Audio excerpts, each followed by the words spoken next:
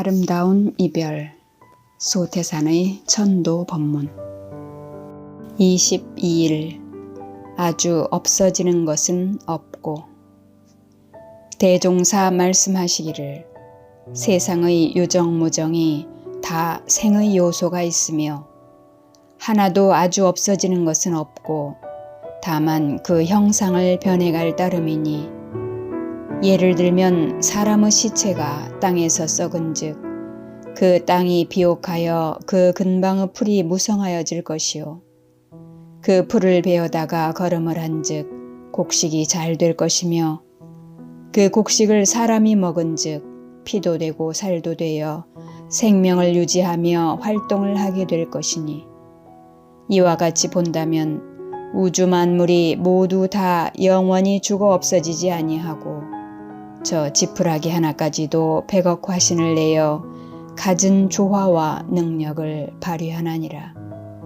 그러므로 그대들은 이러한 이치를 깊이 연구하여 우주 만유가 다같이 생멸없는 진리 가운데 한량없는 생을 누리는 것을 깨쳐 얻으라.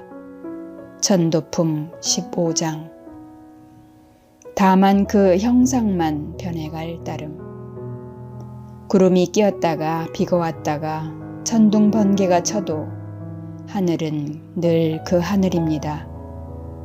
온갖 풀들이 돋아나고 꽃을 피우고 시들어 사라져도 이 산하대지는 늘 그 산하대지입니다. 내가 비쳤다가 지나가는 강아지가 비쳐도 거울은 그 거울입니다. 때가 끼고 먼지가 껴도 본래 거울은 그대로입니다. 우주 만물은 한시도 그대로 머물지 않으며 생멸성쇠합니다.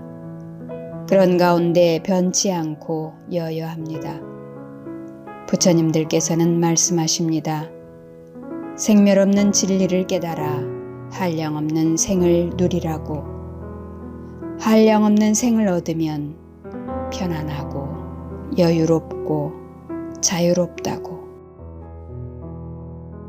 23일 참된 위력 한 제자 여쭙기를 예로부터 자녀나 친척이나 동지된 사람이 자기 관계인의 영을 위하여 혹불전에 헌공도 하고 선지식을 청하여 설법과 송경도 하게 하옵는 바 그에 따라 어떠한 효과가 나타나오며 그 정성과 도력의 차등에 따라 그 효과에 어떠한 차이가 있사오리까.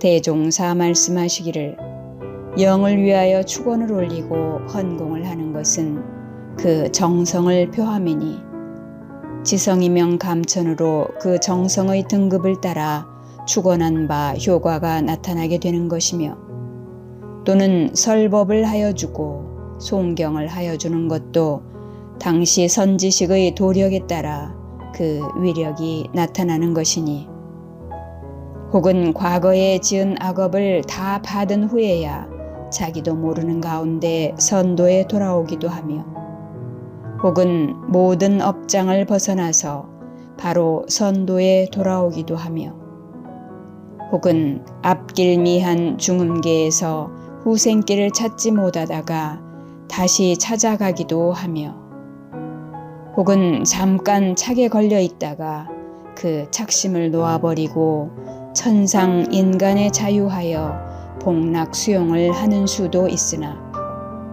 만일 자녀의 정성이 특별하지 못하고 선지식의 도력이 부족하다면 그 영근에 별스러운 효과를 주지 못하게 되나니 어찌하여 그런고 하면 지극한 정성이 아니면 참된 위력이 나타나지 아니하는 것이 비하건대 농부가 농사를 지을 때에 그 정성과 역량을 다 들이지 아니하면 곡출이 적은 것과 서로 같나니라. 천도품 30장 지성이면 감천 영가를 위해 천도제를 올려드리는 것은 참으로 천만다행한 일입니다. 소태산 대종사님께서는 천도제의 효과를 묻는 사람에게 정성에 따라 역량에 따라 다르다고 말씀하십니다. 농부가 농사를 지을 때 정성과 역량을 다해야 풍성한 결과를 얻는 것과 같다고 하십니다. 농사를 짓는 능력이 있어야 하고 농사의 능력이 있어도 정성을 다해야만 하는 것입니다. 돌아가신 분을 위해 이 세상에 남은 인연들이 할 수 있는 일 가운데 가장 중요한 것이 천도제라면 이 천도제에 정성과 역량을 남김없이 쏟아부어야겠습니다. 지성이면 감천입니다. 아주 힘이 들어 누군가의 도움이 필요할 때가 있습니다. 작은 도움으로도 엄청난 결과의 차이가 날 수 있습니다. 그런 때 손을 내밀어 도움을 주면 그 공덕이 클 수밖에 없죠. 어두운 길을 갈 때는 희미한 손전등도 큰 힘이 됩니다. 달이라도 뜨면 더 말할 나위가 없죠. 천도제는 어려운 순간에 내미는 도움의 손길과 같고 어두운 길을 밝히는 달림과 같습니다. 더구나 부처님의 손길과 부처님의 광명이니 우리가 할 일은 정성을 다하는 것뿐입니다. 24일 생사자유. 또 여쭙기를 사람이 죽은 후에는 유명이 서로 다루온데 영식만은 생전과 다름없이 임의로 거래할 수 있나이까?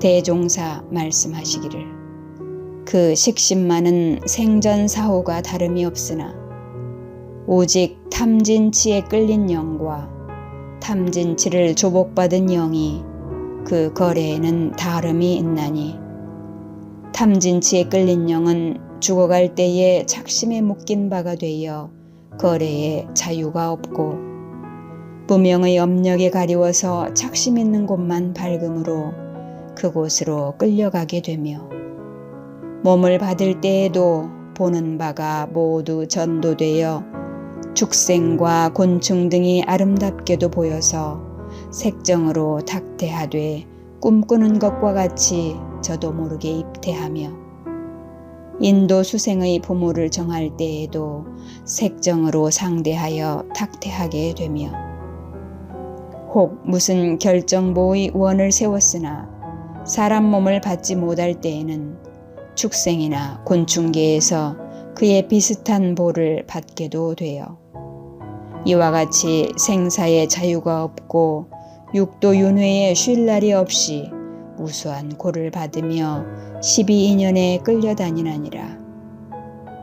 그러나 탐진치를 조복받은 영은 죽어갈 때에 이 착심에 묶인 바가 없으므로 그 거래가 자유로우며 바르게 보고 바르게 생각하여 정당한 곳과 부정당한 곳을 구분해서 업에 끌리지 않으며 몸을 받을 때에도 태연자약하여 정당하게 몸을 받고 태중에 들어갈 때에도 그 부모를 은의로 상대하여 탁태되며 원을 세운 대로 대소사간의 결정보를 받게 되어 오직 생사에 자유하고 육도 윤회에 끌리는 바가 없이 12인연을 임의로 궁굴리고 다니나니라.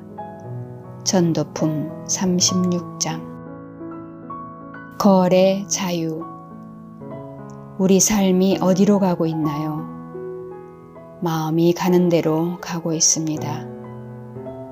여러 가지 다른 대답도 가능하겠지만 부처님의 가르침에 따른다면 마음이 운명을 좌우하고 마음의 행로가 인생의 행로가 되는 것입니다.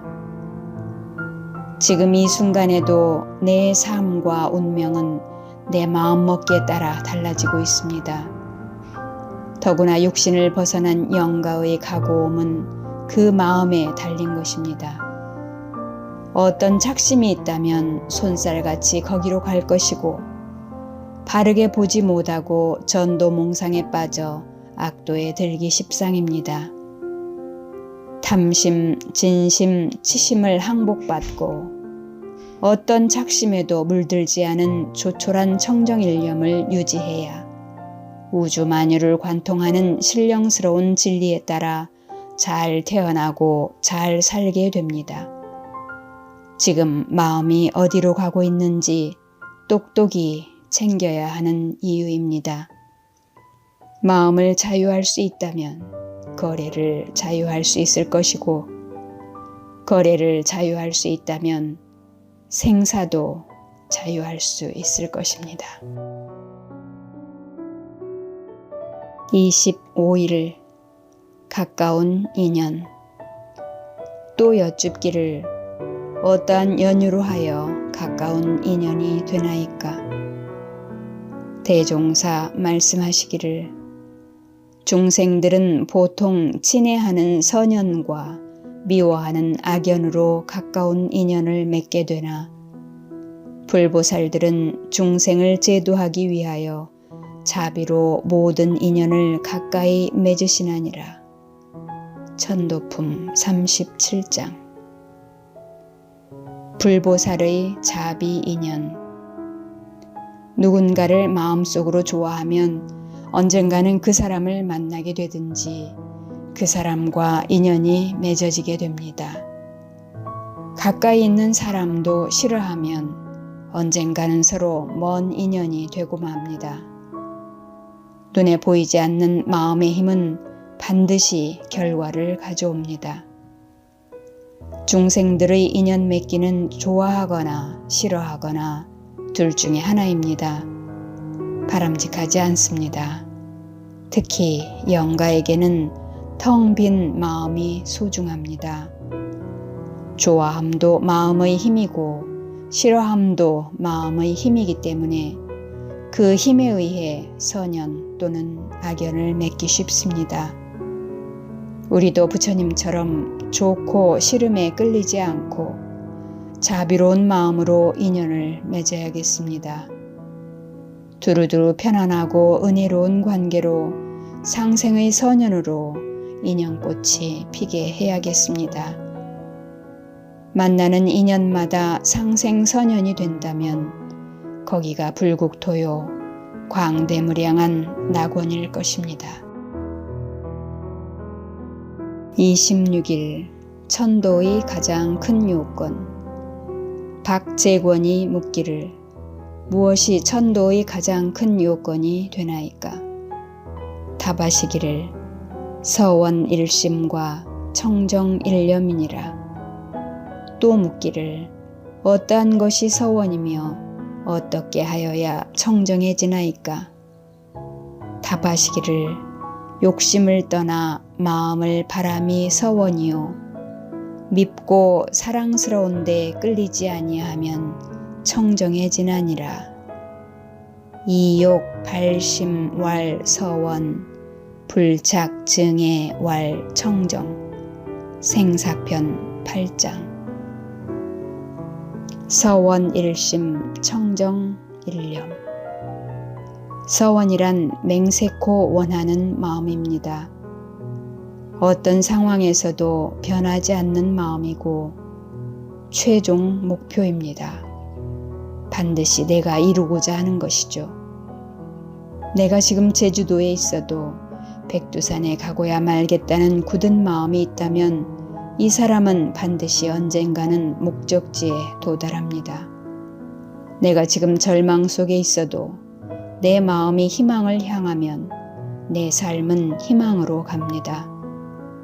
내가 지금 욕심에 빠져 허덕여도 거룩한 삶을 꿈꾼다면 내 삶은 거룩하게 변화합니다. 이것이 마음의 힘입니다. 영가들도 마찬가지입니다. 간절한 한 마음이 소중합니다. 진정한 서원이란 욕심을 떠나서 바란 마음입니다. 부처를 이루고 세상을 널리 이롭게 하겠다는 마음이죠. 그런 거룩한 마음이 새로운 삶을 열어줄 것입니다. 감정과 욕심에 물들고는 이런 서원을 가질 수 없으니 청정일념이 서원의 짝이 되는 이유일 것입니다. 27일 업보를 멸도시키는 방법. 김광선이 열반함에 대종사 눈물을 흘리시며 대중에게 말씀하시기를, 팔산으로 말하면 20여 년 동안 고락을 같이 하는 가운데 말할 수 없는 정이 들었는지라.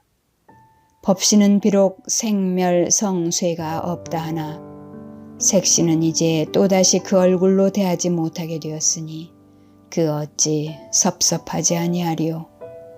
내 이제 팔산의 영을 위하여 생사거래와 업보 멸도에 대한 법을 설하리니 그대들은 팔산을 위로하는 마음으로 이 법을 더욱 잘 들으라.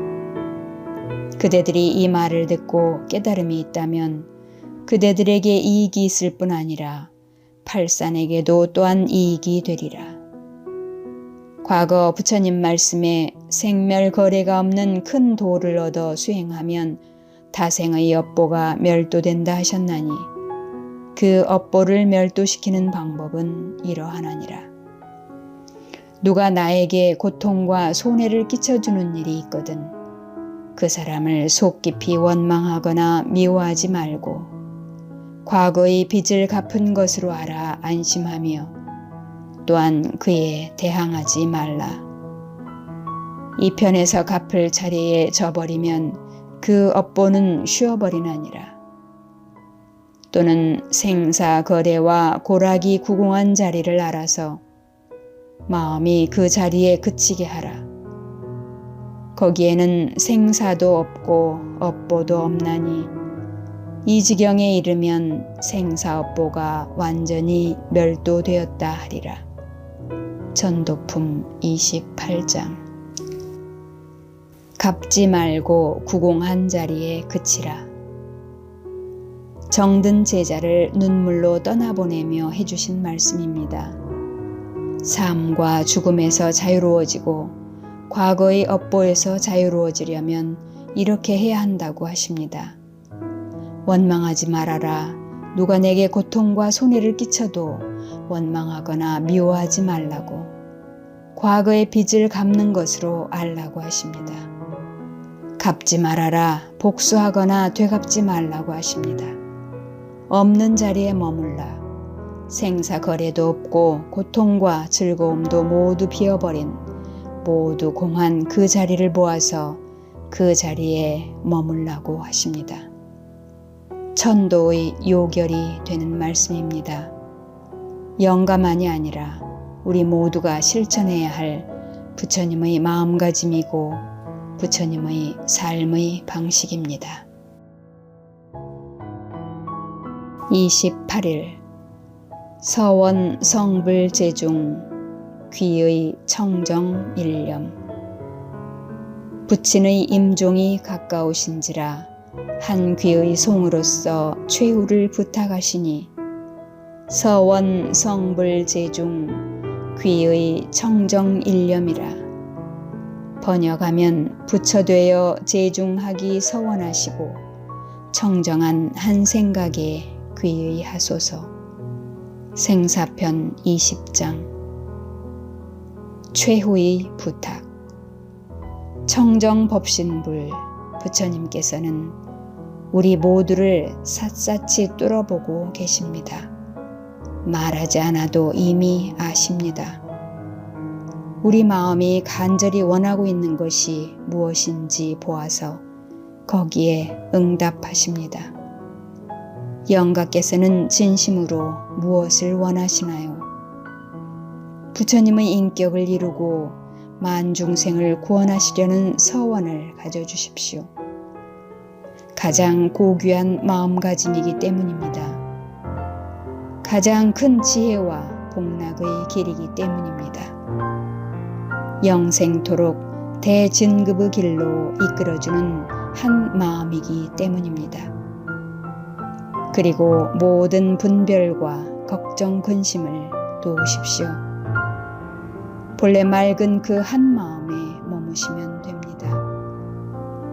맑은 한 마음에 새 길이 열립니다. 이 한 마음을 챙기면 여기에 더할 것은 없습니다. 이 한 마음으로 충분합니다. 정산종사님께서 당신의 부친에게 올려드린 법문입니다. 전도의 핵심이 담긴 법문입니다.